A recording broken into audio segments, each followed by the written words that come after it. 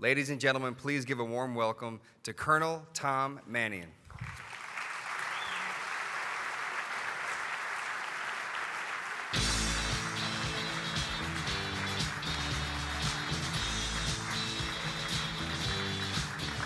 Well, thank you, JR. I want to thank Dan for all his support and his wonderful remarks tonight. Alex, you as well, the support of Johnson & Johnson, the Carlyle Group. It's really, making a difference for us in what we can do and how we can impact more as we move forward. This really is special night for us, and this is the fourth year. And as Alex shared, I can remember that night when we were with Janet and how much she wanted to have something like this, and I know she's looking down very proudly, and each year to see more and more of the momentum and the support, it's really pretty incredible.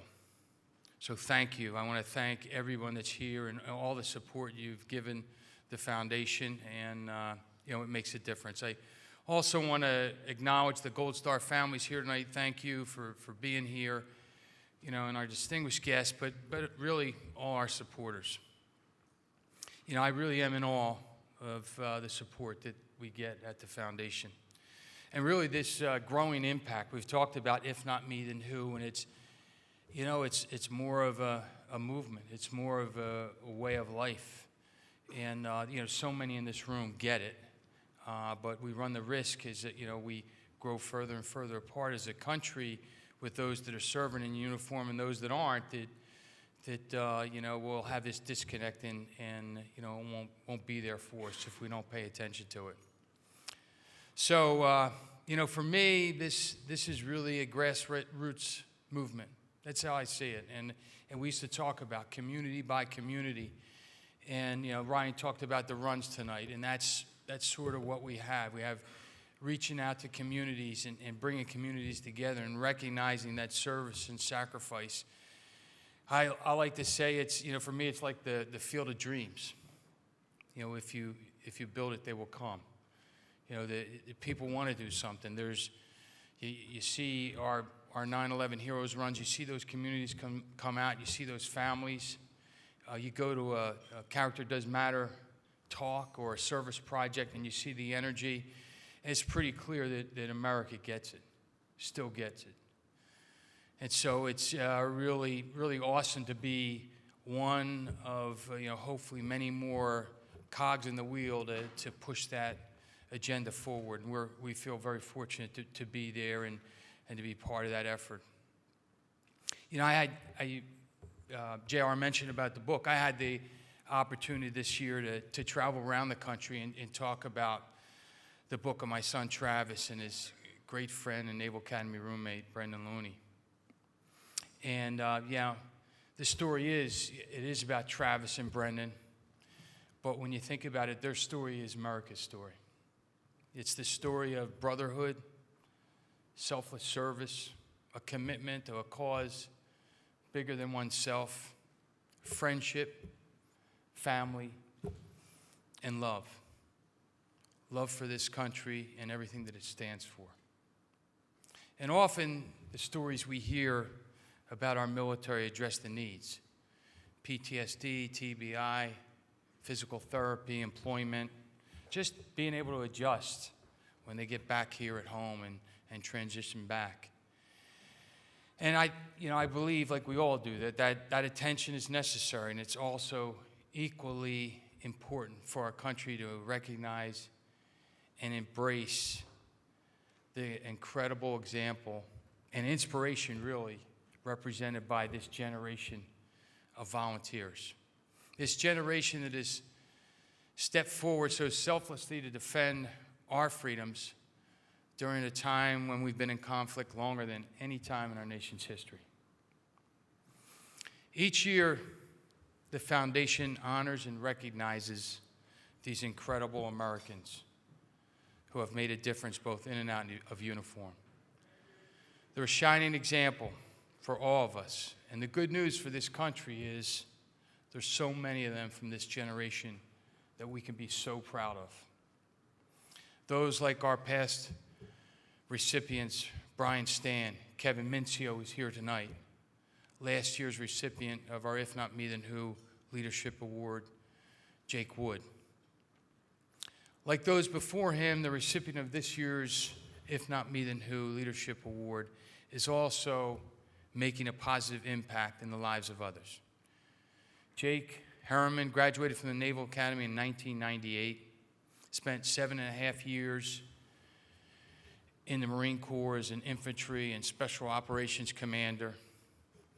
Did 4 deployments, 2 deployments in the combat zone in Iraq, 2 disaster relief operations in Indonesia and Sri Lanka.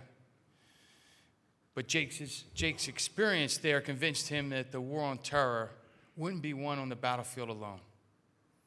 The contributed causes of terrorism, lack of education, extreme poverty, also must be eradicated. So Jake, when he got out of the military, enrolled at business school at Stanford, where he founded Nuru International. And since 2009, Nuru Kenya and Nuru Ethiopia have enabled over 85,000, think about that, 85,000 people to lift themselves out of extreme poverty, all because of Jake's vision and dedication to service. So the If Not Me Then Who Leadership Award recognizes a member of our military and veteran community who has dedicated their life to service, is making a positive impact on the lives of others, puts character into action every day, and inspires that next generation of leaders. Let's take a look now at the amazing story of this year's recipient, Jake Harriman. Jake Harriman spent 7 years in the Marine Corps as an infantry officer and force reconnaissance platoon commander. He deployed 4 times throughout Africa, Southeast Asia, and the Middle East, including 2 combat tours in Iraq, the last of which resulted in Jake being awarded the Bronze Star. After leaving the Marine Corps, Jake founded Nuru International, a new type of humanitarian organization that partners with rural communities in the developing world and other organizations to end extreme poverty. Instead of number of wells drilled, number of schools built, number of clinics built, your goals become number of leaders who are empowered to make choices, number of leaders who are equipped to design those solutions, and an enabling environment where they can act on the decisions that they're making and implement the solutions that they're building. To do this, Jake's organization started by examining the definition of extreme poverty, defined as living on less than $1.25 a day. The definition itself focuses on material solutions that have failed to work. By redefining extreme poverty to mean having a lack of meaningful choices for basic human rights, Jake's organization now employs sustainable solutions like equipping the poor with education and skills to drive self-sufficiency and reduce dependence on monetary aid. Like the Travis Manion Foundation, Jake Harriman is putting his character into action, and tonight we honor Jake by naming him this year's If Not Me, Then Who Leadership Award recipient.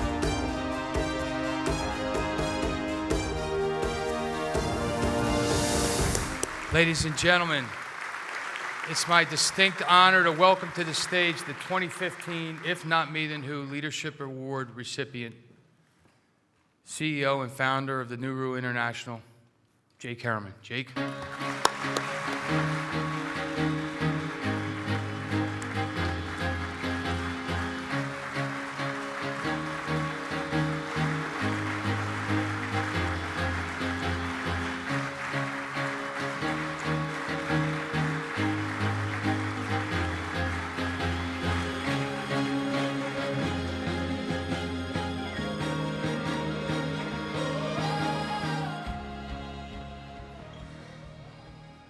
So I hope you don't mind if I step away from the podium. I get really scared about these things, and they make me really nervous, so I'm just going to stand over here. I'm so humbled and honored tonight to be here to accept this award. You know, I feel really undeserving. The heroes in this room have inspired me so much tonight, and through their service, both before in the military and now out as veterans. Can we give everyone in the room, all the veterans, for another round of applause, please?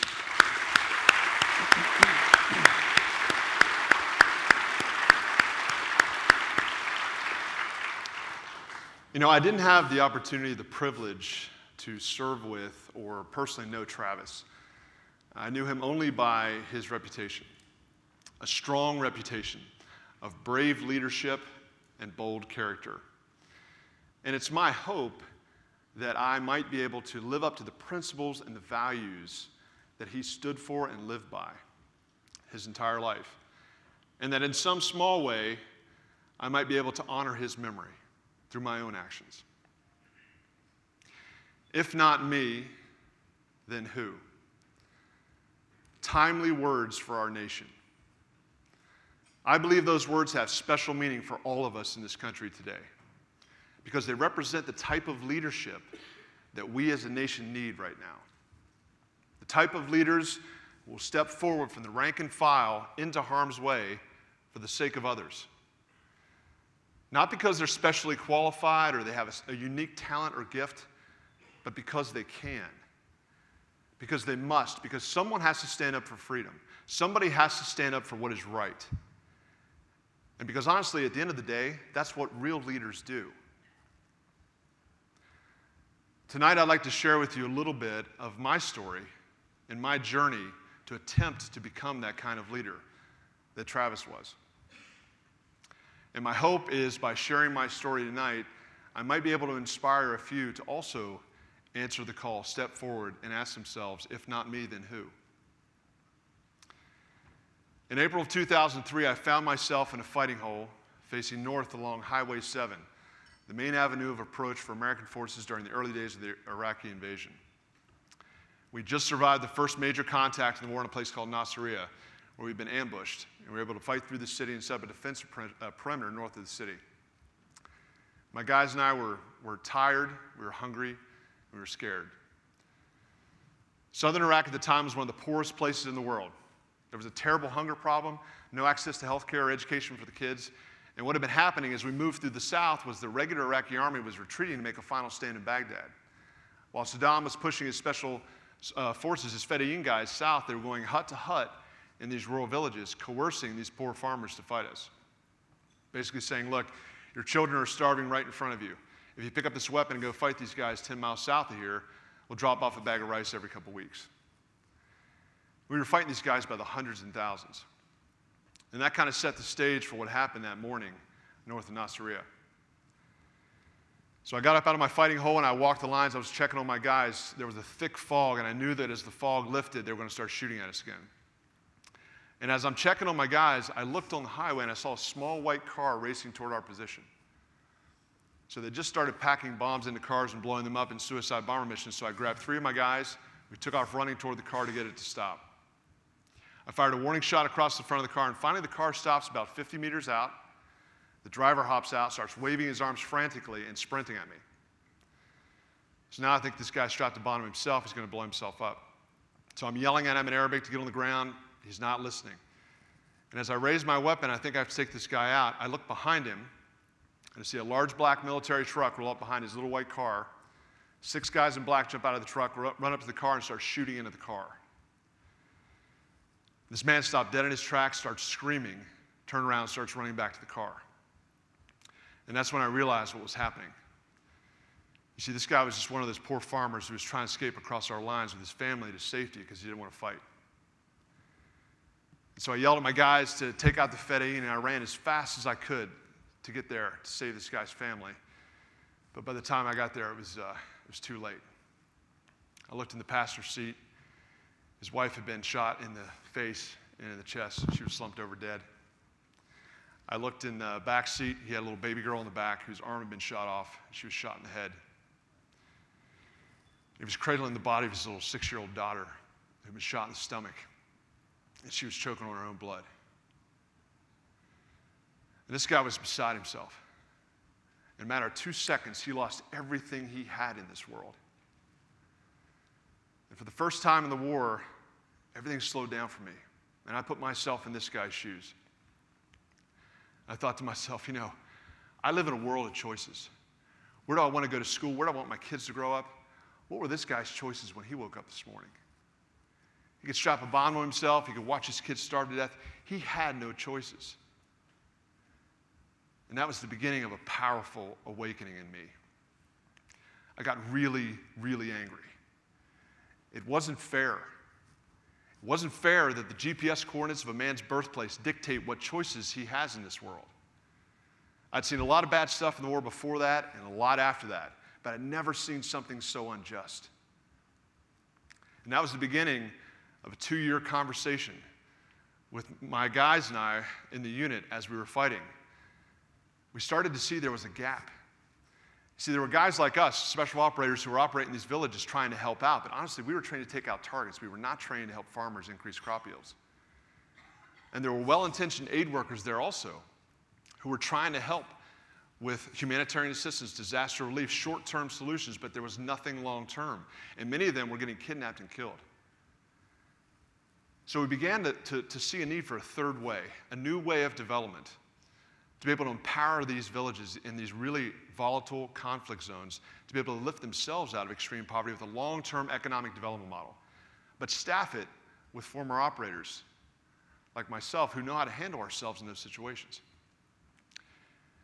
And that was the beginning of the genesis of the idea that I had for this new organization called Nuru International, a radically new approach, a sustainable, innovative approach to eradicating extreme poverty in some of the most violent, fragile states around the world, in an attempt to give people trapped in poverty alternatives to joining violent extremist movements.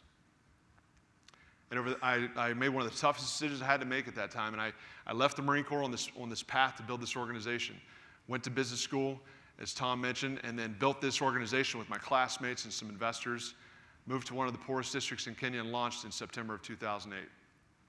And since that time, we've grown to have tremendous impact on the continent. And it's a really exciting time right now because we're getting ready to go into some really, really tough conflict zones right now to really fulfill the vision that I had on Highway 7 that day. So that's a snapshot of my story and the journey that brought me on this stage today to talk to you guys tonight. It's one tiny example of what can happen when an individual steps forward and says, if not me, then who? You know, I wasn't trained in international development. I was not an aid worker. I wasn't a Peace Corps dude. I was a Marine. But I looked around and I saw a need. I looked around and I saw suffering. And I took a step forward, trusting, taking a risk, like so many of you already have. You know, I get asked a lot by my friends and my family why I chose to fight in the war. You know, war is such a terrible thing. It's one of the worst things that we can do to each other as human beings. Stories get written in combat that you simply cannot unwrite. But there is evil in this world. Evil that fuels the inequality, the injustice, and the oppression of freedom around the world. Evil that makes our armed forces a necessity. And it was the horrors of combat that shaped and molded me into the leader that you see before you today. So when people ask me that question, why did you fight? Honestly, the answer is very simple. 2 reasons. Reason number 1, my brother on my right and my brother on my left. To fight to get those guys home to the loved ones, the families I knew were waiting for them. And the second reason, and perhaps a more deep reason, I chose to fight for the idea that is America. The idea that is America. A nation that stands for the freedom of human rights and lasting, meaningful choices for everyone, everywhere. You know, our nation stands at a real crossroads right now. We have daunting challenges ahead of us, both internationally and domestically. ISIS and Al-Qaeda grow in strength and number daily by preying on the desperation of impoverished nations to fuel their movements. Here at home, our leaders are blindly divided across deep-seated political party lines. The people of our country live in fear and sometimes blind hatred of each other. We've lost sight of what unites us. We've lost sight of what makes us Americans. But as I look out in this audience tonight, I see hope. I see a room full of veteran, seasoned leaders from across the country, all walks of life, all levels of power.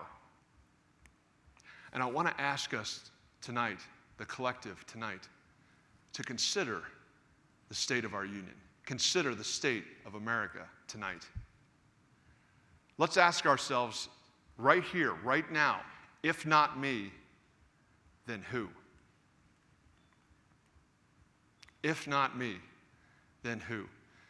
As Teddy Roosevelt said so famously, it's not the critic that counts.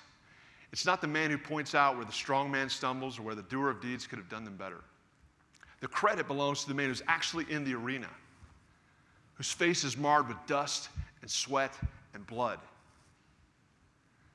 What does that mean for us to get into the arena? It's going to mean sacrifice. To repair our nation, it's going to be a long, difficult road. But I can assure you that that path is well known and well worn by many of the bold, brave leaders in this room today who have gone before us, who now stand ready to support us. Every generation will make its own indelible mark on the face of this great nation. And now it's our turn. We cannot shy away from our call of duty. We must step forward now, as Travis and so many others have before us, from the rank and file, because as Teddy Roosevelt continues, in the end, at best, we're going to know the triumph of high achievement. And at worst, if we fail, well, at least we fail while daring greatly, so that our place will never be with those cold and timid souls who know neither victory nor defeat. The time has come for us. The time has come for our generation. Let's not let this moment in history slip from our fingers. I encourage us to step together into the arena and deliver on the promise that is America, to bring hope and freedom once again to our nation and to the world. Thank you.